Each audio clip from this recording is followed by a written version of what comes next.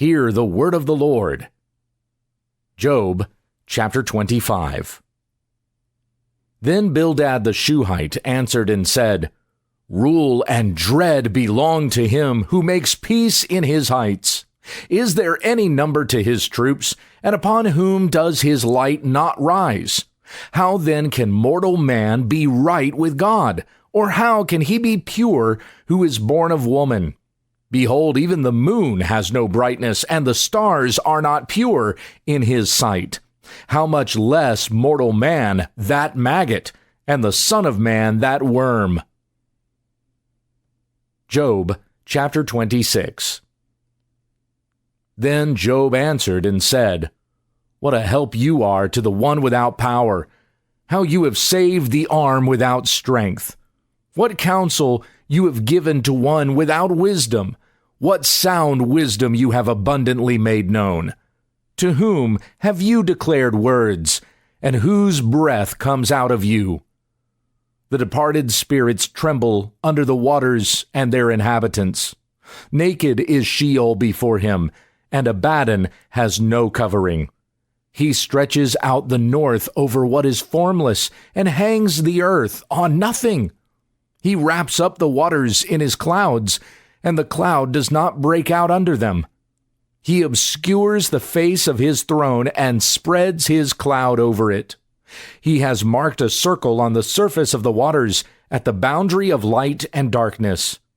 The pillars of heaven tremble and are astonished at his rebuke. He quieted the sea with his power, and by his understanding he crushed Rahab. By his breath the heavens are made beautiful. His hand has pierced the fleeing serpent. Behold, these are the fringes of his ways, and how only with a whisper of a word do we hear of him. But his mighty thunder, who can understand? Job chapter 27.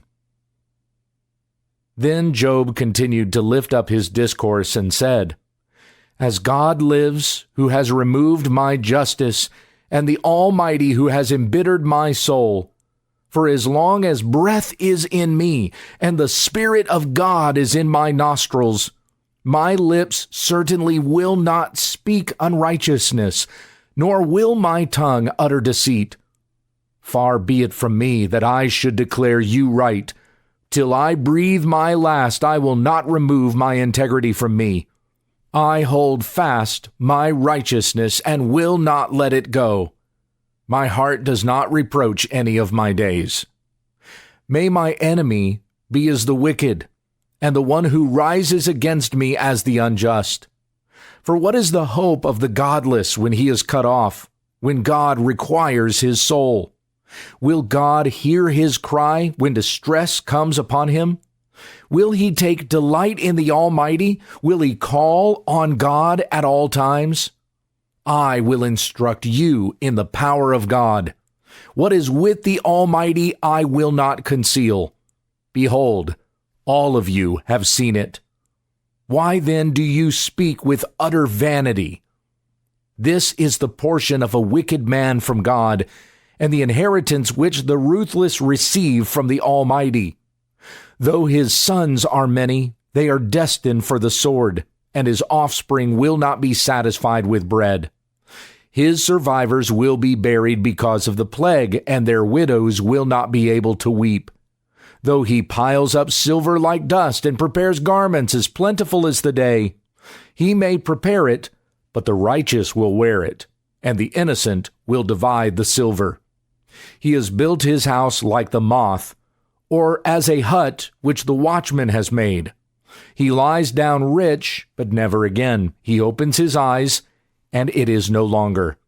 Terrors overtake him like many waters. A tempest steals him away in the night. The east wind carries him away, and he goes, and it whirls him away from his place. For it will hurl at him without sparing. He will surely try to flee from its power. Men will clap their hands at him and will hiss him from his place. Job chapter 28. Surely there is a mine for silver and a place where they refine for gold. Iron is taken from the dust and copper is smelted from rock. Man puts an end to darkness, and to the farthest limit he searches out the rock in thick darkness and shadow of death. He sinks a shaft far from habitation, forgotten by the foot. They hang and swing to and fro, far from men. The earth, from it comes food, and underneath it is overturned as fire. Its rocks are the source of sapphires, and its dust contains gold. The path no bird of prey knows, nor has the falcon's eye caught sight of it. The proud beasts have not trodden it, nor has the fierce lion passed over it. He sends his hand forth to the flint. He overturns the mountains at the base. He breaks out channels through the rocks, and his eye sees anything precious. He dams up the streams from flowing, and what is hidden he brings out to the light. But where can wisdom be found? And where is the place of understanding? Man does not know its worth, and it is not found in the land of the living. The deep says, "It is not in me," and the sea says, "It is not with me." Pure gold cannot be given in place of it, nor can silver be weighed as its price. It cannot be valued in the gold of Ophir, in precious onyx or sapphire. Gold or glass cannot meet its worth, nor can it be exchanged for articles of fine gold. Coral and crystal are not to be mentioned, and the acquisition of wisdom is above that of pearls. The topaz of Ethiopia cannot meet its worth, nor can it be valued in pure gold. Where, then, does wisdom come from? And where is the place of understanding? Thus it is hidden from the eyes of all living and concealed from the birds of the sky. Abaddon and Death say, "With our ears we have heard a report of it." God understands its way, and he knows its place. For he looks to the ends of the earth and sees everything under the heavens. When he set weight to the wind and melted out the waters by measure, when he set a limit for the rain and a course for the thunderbolt, then he saw it and recounted it. He established it and also searched it out. So he said to man, "Behold the fear of the Lord, that is wisdom, and to turn away from evil is understanding."